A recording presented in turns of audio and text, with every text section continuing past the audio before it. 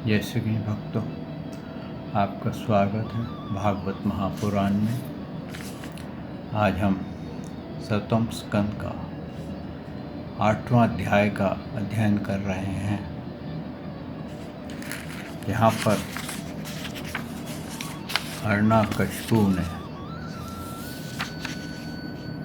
प्रहलाद जी के ऊपर आक्रमण कर दिया था और श्री नरसिंह भगवान ने उसको बचाया और उसकी रक्षा की।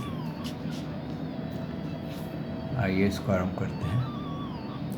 वसुदेवं सुतं देवं कंसचारूरमर्दनं देवकी परमानंदं श्रीकृष्ण वंदे जगद्गुरु। श्रीकृष्ण शरणं गोपाल शरणं श्रीकृष्ण शरणं गोपाल शरणं। मेरे बाके बिहारी नंदलाल शरणं मेरे बाके बिहारी नंदलाल शरणं श्रीकृष्ण शरणं गोपाल शरणं श्रीकृष्ण शरणं गोपाल शरणं। मेरे बाके बिहारी नंदलाल शरणं मेरे बाके बिहारी नंदलाल शरणं। बोल भगवान श्री कृष्ण की जय। हे नंद के लाला की जय। हे देवकी नंदन श्री कृष्ण की जय। हे द्वारकाधीश भगवान श्री कृष्ण की जय। बोल देवादिदेव पूर्ण ब्रह्म भगवान श्री कृष्ण की सदा ही जय। जय श्री कृष्ण भक्तों, हमने जाना, श्रवण किया अब तक कि प्रहलाद जी जो थे कितने बड़े भक्त थे और इन्होंने हर कठिनाई को, हर इनके जो शरीर पे इनकी मृत्यु के लिए जितने भी हमले हुए, जितने भी इनको कष्ट आए, सिर्फ भगवान के नाम के सहारे ये उसको सरलता से पार कर गए, क्योंकि इनको अपने प्रभु पे पूरा विश्वास था। भक्तों, यही विश्वास अगर हमारा पूर्ण रूप से कहीं भी हो तो यकीन मानिए वो कार्य पूर्ण हो जाता है। भगवान पे हम विश्वास इसलिए नहीं करते क्योंकि हम भ्रमित हैं, और भ्रमित इसलिए हैं कि अनेकों धर्म चल रहे हैं, हर एक धर्म अपने को ही सर्वश्रेष्ठ बताता है, और इस बात से हम गुम हो जाते हैं, वो हो जाते हैं, संशय हमारे अंदर उत्पन्न होने लगते हैं कि भगवान कौन है। उन संशयों से हमारे को यकीन में, हमारे निष्ठा में अंतर आने लग जाता है, और जब निष्ठा में अंतर आता है तो हमारा, कहते हैं ना, डेड फेथ वो ख़त्म हो जाता है। तो प्रहलाद जी को पूर्ण रूप से भगवान पे विश्वास था, बिल्कुल भी शंका नहीं थी। उनको ये पूरा यकीन था कि ये जो कंट्रोलर है इस सृष्टि का, वो हर जीव का भी कंट्रोलर है, और कोई जीव, कोई प्राणी उसका बाल बांका नहीं बिगाड़ सकता जो उस प्रभु की शरण में चला गया हो। यहाँ तक कि उन्होंने दैत्य बालकों को भी ये शिक्षा दी, और दैत्य बालकों को शिक्षा एक बहुत जल्दी समझ में आ गई। क्यों समझ में आ गई? क्योंकि क्या होता है कि अगर आप नई कॉपी लाएं और उस पर आप जो भी लिखेंगे तो पहले के शुरुआत के जो पन्ने खाली मिलेंगे आप सब कुछ उसमें लिख सकेंगे। लेकिन एक बार कॉपी भर गई, फिर आप अगर लिखना चाहेंगे तो आपको कोई नारा, कुछ छोटा मोटी जगह पे आप लिखना आरंभ करेंगे। तो उससे क्या होगा कि आपके पढ़ाई में, आपके ध्यान में फ़र्क आ जाएगा। इसीलिए कहा गया है धर्म बच्चे को बचपन से ही बताना चाहिए। कभी ऐसा नहीं सोचना चाहिए कि जब ये बड़ा होगा तो ज्ञान पा लेगा, भगवान को जान लेगा। क्योंकि जो बुद्धि में समझ में आ जाए, क्योंकि ये बिल्कुल वैसे ही है जैसे आप जानते थे कि पहले रिकॉर्ड्स होते थे और वो रिकॉर्ड्स को डिलीट नहीं किया जा सकता था। एक बार उसको ऊपर गाना आ जाए तो आप उस रिकॉर्ड पर दूसरा गाना नहीं भर सकते थे, वो स्पेस ख़त्म हो जाती थी। ऐसे ही ये जो हमारी हार्ड डिस्क है, हमारा जो ब्रेन है, इसके अंदर एक बार कुछ इंस्क्राइब हो जाए, यानी कि उस पर पैटर्न बन जाए, तो उस पैटर्न को मिटाना बहुत कठिन हो जाता है। कई बार तो वो पैटर्न कई युगों तक चलते हैं और वो पैटर्न जल्दी से नहीं मिटते हैं, बहुत परिश्रम करना पड़ता है। आप खुद ही देख लीजिए, कभी आपके साथ ऐसा किसी ने बहुत ज़्यादा बुराई करी हो, आपने उसको क्षमा भी किया हो, आपने उसको भूलने की कोशिश भी की हो, लेकिन फिर भी वो कहीं ना कहीं से आपको याद आएगा, क्योंकि वो पैटर्न आपके माइंड में एनग्रेव हो गया है। अब एनग्रेव को मिटाने में बहुत टाइम लगता है। ऐसे ही भक्तों, जब हम भगवान से दूर होते हैं तो हमारे अंदर अनेकों पैटर्न एनग्रेव हो जाते हैं और उनकी संख्या इतनी ज़्यादा होती है कि भगवान का नाम उसमें हम एनग्रेव करना चाहते हुए भी नहीं कर पाते। अगर कर भी लेते हैं तो मेमोरी में आता नहीं है। तो पूर्ण विश्वास कहाँ से आएगा? पूर्ण विश्वास तब आएगा जब हम उसमें प्रेम करेंगे, उनके साथ उनकी लीलाएं सुनेंगे, उनके भजन कीर्तन सुनेंगे, उनकी प्रतिमा के चरित्र सुनेंगे और अनेकों तरह से उनका चिंतन करेंगे। अब यहाँ तो प्रहलाद जी बहुत भाग्यवान थे कि नारद जी द्वारा, यानी कि इतने ब्रह्म ज्ञानी के द्वारा उनको गर्भ में ही ज्ञान मिल गया। तो ऐसा सौभाग्य तो सबको नहीं प्राप्त होता है, लेकिन इतना सौभाग्य ज़रूर प्राप्त हो जाता है अगर माता जब गर्भवती हो और वो भगवान की लीलाएं, कथाएं सुने, तो जो आने वाला बालक है उसको भगवान से प्रेम हो सकता है और हो सकता है वो ऐसा महान भक्त बन जाए कि जिसको कहते हैं ना, प्रहलाद जी को भी पीछे छोड़ दे। पॉसिबल तो नहीं है, लेकिन कोई पता नहीं भगवान का मिरेकल कब, कहाँ और कैसे हो जाए। अब किसी ने सोचा भी नहीं था कि मीराबाई जी ऐसी भक्तियानी बनेंगी कि अच्छे अच्छे को टक्कर देकर समाप्त कर देंगी। एक बार वो वृंदावन में गई मीराबाई जी, वहाँ का बहुत ज्ञानी गोस्वामी थे और वो उसके आश्रम में गई तो बोले कि मेरे को गोस्वामी से मिलना है। तो गोस्वामी बोले ठीक है। अपना उसके जो शिष्य थे वो गोस्वामी के पास गए, बोले एक मेवाड़ की रानी आई है, राजकुमारी आई है, तो वो आपसे मिलना चाहती है। तो बोले कि भाई उससे बोलो कि मैं किसी स्त्री से नहीं मिलता, मैंने ब्रह्मचर्य का व्रत लिया हुआ है और ये प्रण लिया हुआ है कि मैं कभी किसी स्त्री से नहीं मिलूँगा। उन्होंने कहा जी वो तो महाराज बोलते हैं कि हाँ मैं किसी से नहीं मिलता, किसी स्त्री से नहीं मिलता, और आप तो स्त्री हैं। उन्होंने जाकर के बोला उनको, जाकर के कहो कि हमने तो सुना था कि पुरुष तो केवल एक ही है और ये दूसरा पुरुष कहाँ से आया इसका पता नहीं है, बस इतना ही कह दो। तो जैसे ही वो उन्होंने कहा जी वो महारानी जी कह रही हैं कि पुरुष तो सारी सृष्टि में एक ही है, और ये दूसरा पुरुष कहाँ से आया, इसका हमें ज्ञान होना चाहिए। तो वो जो गोस्वामी जी थे वो दरवाज़ा खोल करके भाग के मीरा जी के चरण पकड़ लिए।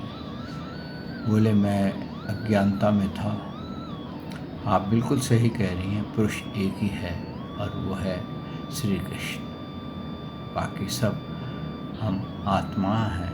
आत्मा चली गई बोलते हैं, चला गया नहीं बोलते, भगवान चले गए बोलते हैं। तो हम घी में आते हैं और घी का मतलब होता है हम फीमेल हैं। हमारी आत्मा जो है ये फीमेल है और हमारा जो शरीर है वो बिल्कुल वस्त्र की तरह, जैसे कोई लड़की अगर जीन और शर्ट्स पहन ले और वो लड़के की तरह दिखने लग जाए तो हकीकत में तो वो लड़की है। ऐसे ही हमारी आत्मा जिस शरीर में जाती है तो वो वस्त्र उसमें पहने होते हैं, वो वैसे ही दिखता है, वो पुरुष दिखता है, वो स्त्री दिखती है। हकीकत में हम सब फीमेल्स हैं, भगवान के दास हैं, उनकी गोपियां हैं, उनके सेवक हैं। आइए भक्तों इस गाथा को आरंभ करते हैं।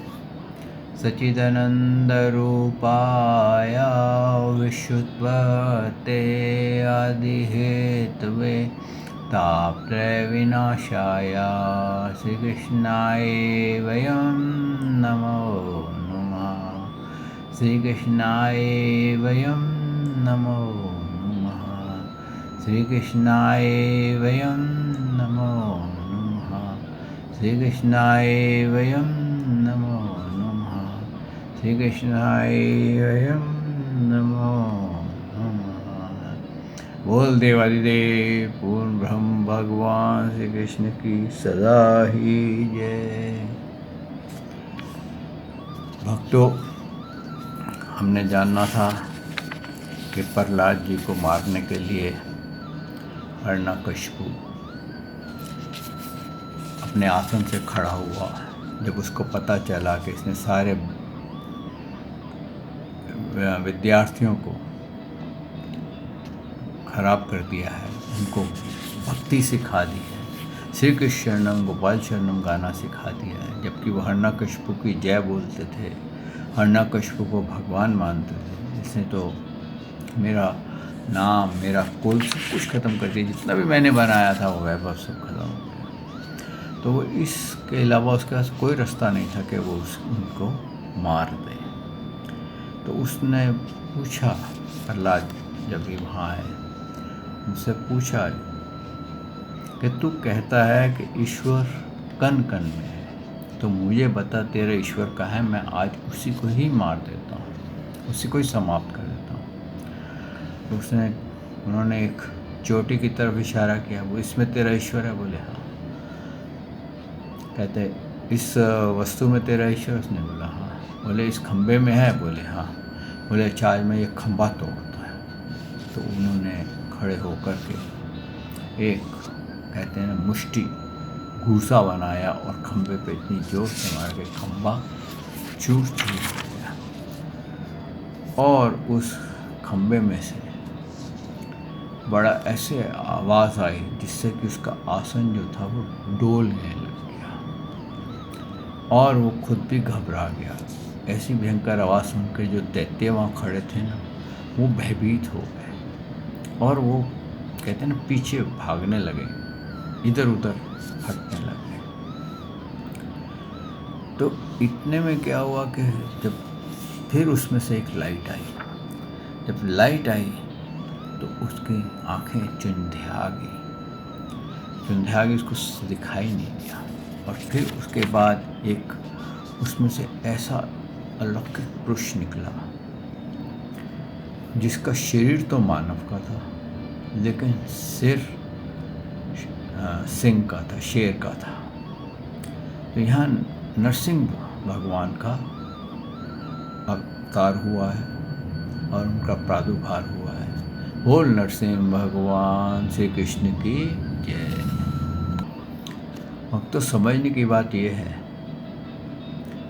कि भगवान अपने भक्त को बचाने के लिए कोई भी रूप धारण कर सकते हैं। ये जो नरसिंह भगवान हैं ये भगवान के अंश हैं, पूर्ण उनके वो नहीं हैं। यानी कि 16 कला संपूर्ण जब आए हैं तो वो सिर्फ श्री कृष्ण के ही रूप में आए हैं। उन्हीं का ही वो मेन अवतार था। वो अवतारी थे, अवतार नहीं थे, अवतारी थे। तो भक्तों, यहाँ पर जब उन्होंने देखा तो ये हिरण्यकशिपु ने क्या करा, हाथ में गदा लेकर के नरसिंह भगवान पर टूट पड़ा। परंतु कहते हैं जैसे कि आग में गिरकर अदृश्य हो जाता है पतंगा, वैसे ही दैत्य भगवान के तेज के भीतर जाकर लापता हो गया। यानी कि उनके अंदर से जो लाइट निकल रही थी, उस लाइट में उसका अस्तित्व का किसी को समझ में नहीं आ रहा था हो क्या रहा है। और वो नरसिंह भगवान भी उससे, हम कहते हैं ना, थोड़ा मज़ा ले लो, बच्चा है, बालक है, कई बार होता है ना, अच्छा भैया बालक को थोड़ा खिला लो, इसका दिल खुश हो जाएगा। तो उसको क्या लगा कि ये मैं भगवान को मार दूँगा। तो उसके वो उनके ऊपर टूटे, बार बार टूटे, लेकिन भगवान उसको ऐसे कहते हैं, ऐसे ज़रा सा हाथ यूँ हिलाए और वो कहीं दूर चला जाए, लेकिन वो छोड़े नहीं। तो इसका ये हुआ, इसका कारण ये हुआ कि उन्होंने उसको, जब काफ़ी समय हो ऐसा खेल होता रहा, तो भगवान ने उसको पकड़ लिया। जो उसके खिलवाड़ कर रहे थे उसको पकड़ करके, खींच करके बाहर जो दरवाज़ा था महल के, वहाँ ले गए। और वहाँ पर एक जो द्वारपालों का बेंच बना हुआ था, उस पर बैठ गए और उसको अपनी गोद में लिटा लिया। उससे बोला, देख, तूने जितने भी ब्रह्मा जी से वरदान मांगे थे वो वरदान पूरे हो गए। तूने क्या मांगा था कि ब्रह्मा जी, मैं आपके द्वारा उत्पन्न किया हुआ या आपकी सृष्टि का कोई भी जीव, कोई भी प्राणी मेरे को ना मार सके। सही है? बोले हाँ सही है। तो बोले, देख, मैं ब्रह्मा जी के सृष्टि से बाहर हूँ, ब्रह्मा जी मेरी सृष्टि में है। उसको बड़ा अचंभा हुआ कि ये तो प्रहलाद की भाषा बोल रहे हैं। मेरा दूसरा, तूने कहा था ना मैं मानव से मरूं, ना मैं किसी पशु पक्षी से मरूं, ना ही कोई और जीव से मरूं। तो मैं जीव भी नहीं हूँ, मैं पशु भी नहीं हूँ, मैं पक्षी भी नहीं हूँ, मैं मानव भी नहीं हूँ। मेरा धड़ मानव का है और शीश पशु का है। तो तेरा ये दूसरा वरदान भी पूरा हो गया। बोले हाँ। बोले, तीसरा मैंने ये कहा था, तूने ये कहा था ब्रह्मा जी को कि मैं ना दिन में मरूं ना रात में मरूं। तो इस समय देख कैसी संध्या हो रही है और एक तारा भी है और सूर्य की लालिमा भी पूरा है। अभी सूर्य पूरे रूप से डूबा नहीं है, तो ना तो रात है ना दिन है, संध्या है। तो तेरा ये वरदान भी पूरा हो गया। तूने बोला था कि ना मैं धरती पे मरूं ना मैं आकाश में मरूं। तो तू ना धरती पे है ना आकाश में है, तू मेरी गोद में है। तेरा ये वरदान भी पूरा हो गया। तूने कहा था ना मैं बाहर मरूं ना मैं अंदर मरूं। तो अब तू ना तो बाहर है ना अंदर है, तू दरवाजे के बीच में मेरी गोद में पड़ा है। तो तेरे सारे वरदान पूर्ण हो गए हैं। और अभी तेरे को शंका है तो तू कुछ पूछना चाहे तो पूछ ले। तो उस टाइम हिरण्यकशिपु इतना घबरा गया, कहते हैं ना कि उसकी बोलती बंद हो गई थी। और भगवान ने अपने नखों से, जो जैसे शेर के नख होते हैं, ऐसे हाथ से यूँ नखों से उसको फाड़ दिया। और फाड़ने के बाद उसको ज़मीन पे पटक दिया और उठ करके उसके सिंहासन पर जा कर के बैठ गए। और उनका इतना तेज क्रोध था कि उनके सिंहासन में, कहते हैं वहाँ जहाँ बैठे थे, उस महल में चारों तरफ हीट ही हीट हो गई। क्रोध से उनकी जो घबराहट थी बहुत ज़बरदस्त हो गई। कहते हैं कि सभी लोग घबरा गए कि कहीं इनका क्रोध इतना ना बढ़ जाए भगवान का कि कहीं ये प्रलयकालीन, यानी कि जिस वक़्त ये सारा ब्रह्मांड, सारे सृष्टि नष्ट होती है, वो कहीं इनके क्रोध अग्नि में जल ना जाए। तो वहाँ पर स्वर्ग से, दूसरे लोगों से सभी देवता नीचे आए थे।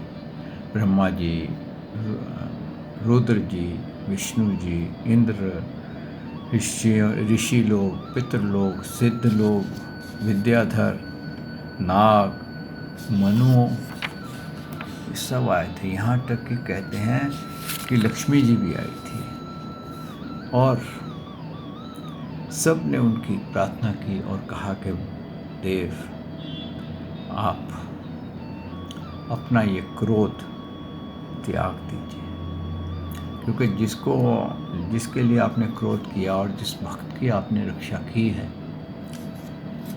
वो अब हिरण्यकशिपु अब मारा जा चुका है।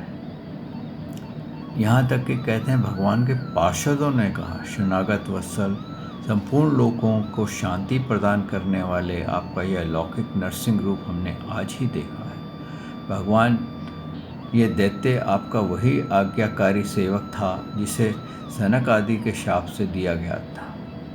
हम समझते हैं आप कृपा करके इसके उद्धार के लिए ही इसका वध किया है। अब क्या है, यहाँ इनको क्या लगा कि ये विष्णु जी हैं और विष्णु जी ने स्वयं मारा है। लेकिन इनको अगर विष्णु जी ने मारा होता तो इनका उद्धार हो गया होता, लेकिन उस समय इनका उद्धार नहीं हुआ था। ये फिर अगले जन्म में क्या हो गए थे, रावण और कुंभकर्ण। और जब इन्होंने भगवान श्री कृष्ण से द्वेष करके उनकी भक्ति की थी, यानी कि द्वेष की भक्ति की थी, तो क्योंकि हर वक्त भगवान का चिंतन करते थे, उनका रूप हर वक्त उनके आँखों के आगे आ जाता था, तो वो भगवान में समा गए, यानी कि मोक्ष प्राप्त कर गए। जैसे कि एक साइंटिस्ट था, काफ़ी समय पहले उसने एक गॉड पार्टिकल ढूंढा था। तो उसमें से वो क्या होता था कि वो उसमें से एटम्स निकलते थे और वापस घूम फिर कर फिर उसमें समा जाते। तो बिल्कुल उसी तरीके से हम लोग भगवान के अंश हैं, भगवान के ही शरीर से हम निकलते हैं और आत्माएं फिर ना भगवान में ही समा जाती हैं और उसको मोक्ष कहा गया है।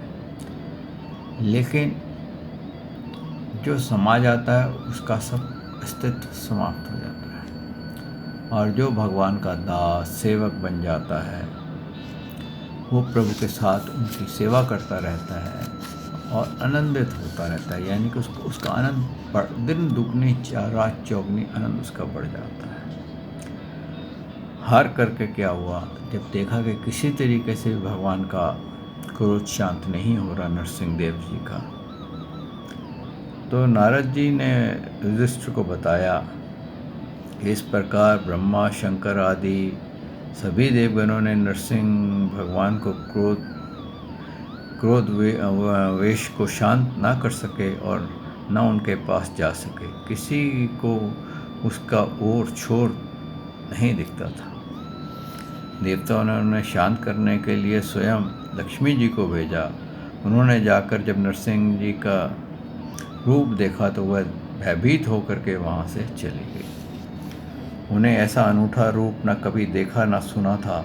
तब ब्रह्मा जी अपने पास खड़े हुए प्रहलाद जी से प्रार्थना की कि बेटा, तेरे लिए भगवान को बहुत क्रोध आया और उन्होंने अपने अंश को भेजा और उनका अंश उन्हीं को ही रिप्रेजेंट कर रहा है, उनके क्रोध को ही रिप्रेजेंट कर रहा है, जबकि वो अपने धाम में है। लेकिन वहाँ बैठे हुए भी उनको क्रोध आया, जबकि भगवान को कभी क्रोध आता नहीं है। तो क्या था, कहने का तात्पर्य ये था कि ये घटना भगवान को अप्रिय लगी थी, इसलिए उनका जो अंश था उसको क्रोध था। आपने कभी ये नहीं देखा होगा कि भगवान श्री कृष्ण ने किसी को क्रोध के अंदर आकर के किसको मारा, उनको क्रोधित हुए। यहाँ तक कि जो भीष्म पितामह थे, उन्होंने उस भगवान का कवच तोड़ दिया था और उनके बॉडी में से खून निकल रहा था, तो उनको वो मुस्कुरा रहे थे। और फिर आप जिसके साथ भी देखें, जब शिशुपाल ने उनको गालियाँ दी हैं तो उन्होंने कोई क्रोध नहीं किया, बड़े मुस्कुराते हुए उसको प्यार से कहा कि तेरे 100 अपराध पूर्ण हो गए हैं शिशुपाल, अब इसके आगे कोई अपराध तू नहीं कर सकेगा। तो ये जो रिप्रेजेंटेशन थी उनकी, अप्रसन्नता थी कि एक भक्त को, एक छोटे बालक को, एक तो भक्त है और एक आयु में बहुत छोटा है, बालक है, उस बालक को इस तरह से सताना ये महापाप में आता है। यानी कि इतनी क्रूरल्टी कि उसको हाथियों से चिरवाया जाए, उसको पहाड़ से फेंका जाए, आग में डाला जाए, सांपों में डाला जाए, हर प्रकार से उसको कष्ट दिया गया। अगर कहीं उसका पूर्ण रूप से भगवान पे विश्वास ना होता, कहीं पर भी उसका विश्वास जरा सा डगमगा गया होता वो कष्ट देख करके कि भगवान तो है ही नहीं, मेरे को इतना कष्ट हो रहा है, तो वो मारा जाता था। लेकिन उसको इतना दृढ़ विश्वास था कि अगर कोई मेरा रक्षक है तो भगवान श्री कृष्ण है। कहते हैं ना कि कौन रक्षक है, कहते हैं ना गोविंद तेरे सिवाय मेरा कोई नहीं, नंदलाल तेरा सहारा है, तेरे अलावा मेरा कोई नहीं। मेरा जो एक ही सहारा है, मेरा एक ही सहारा है, नंदलाल तेरा सहारा है, गोविंद तेरा सहारा है, तेरे बिना मेरा कोई नहीं। तो ऐसा दृढ़ विश्वास उन्होंने प्रहलाद जी के अंदर था। और प्रहलाद जी को कहते हैं ना एक खरोच भी नहीं आई थी। तो भक्तों, ऐसा दृढ़ बनना बहुत कठिन होता है। तो प्रहलाद जी ने ब्रह्मा जी की आज्ञा का पालन किया और प्रहलाद जी ने कहा, ब्रह्मा आदि देवता, ऋषि, मुनि और सिद्ध पुरुषों के बुद्धि निरंतर सतोगुण में ही स्थित रहती है, फिर वे अपनी धारा प्रवाह स्तुति और अपने विविध गुणों से आपका अब तक भी संतुष्ट नहीं कर सके। फिर मैं तो घोर असुर जाति में उत्पन्न हुआ हूँ, क्या आप मुझसे संतुष्ट हो सकते हैं?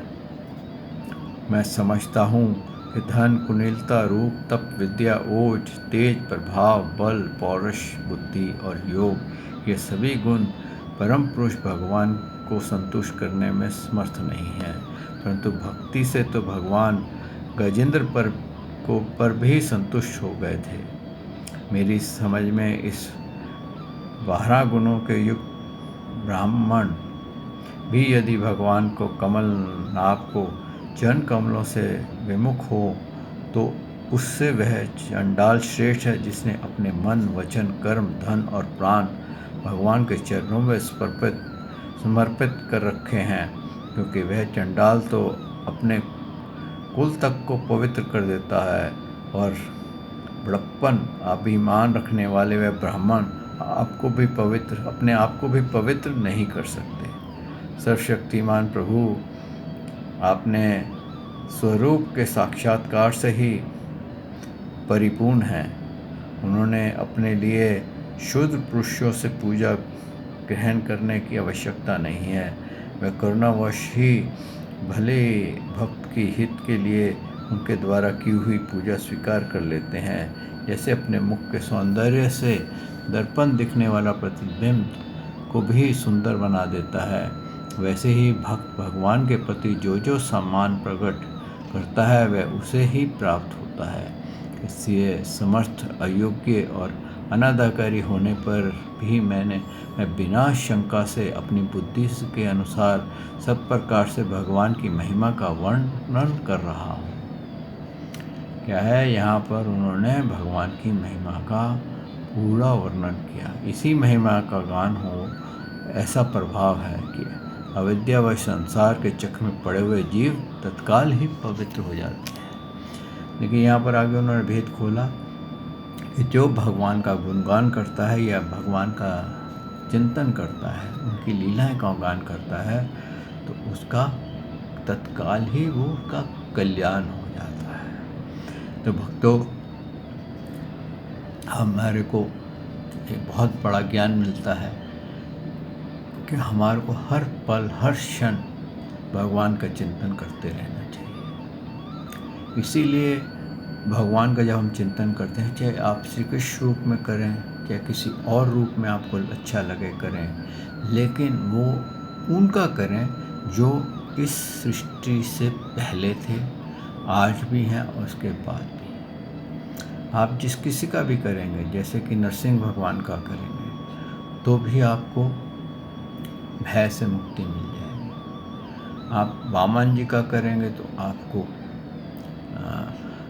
अभय पद मिल जाएगा, रक्षा मिल जाएगी और आपका सब खत्म हो जाएगा। इसीलिए भगवान के जितने भी रूप होते हैं ना, ये किसी न किसी के आपको ये बताते हैं कि कैसे इसका आप ध्यान करें और आपको इससे क्या लाभ होता है। आइए भक्तों, यहाँ वाणी को विश्राम देते हैं। कल भगवान ने चाहा तो मैं आपकी सेवा में फिर हाजिर होऊंगा और आगे इस भागवत महापुराण का गाथा गाएंगे।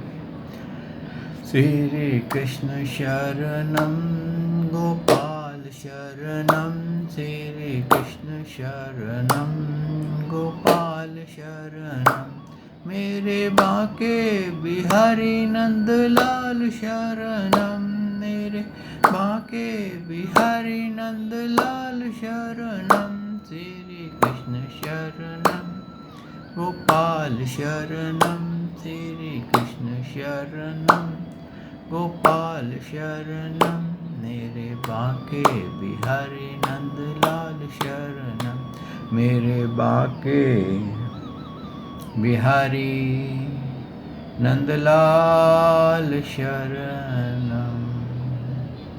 बोल भगवान श्री कृष्ण की जय, श्री नंद के लाला की जय, श्री देवकी नंदन श्री कृष्ण की जय, श्री द्वारकाधीश भगवान श्री कृष्ण की जय, बोल देवादिदेव पूर्ण ब्रह्म भगवान श्री कृष्ण की सदा ही जय। जय श्री कृष्ण भक्तों।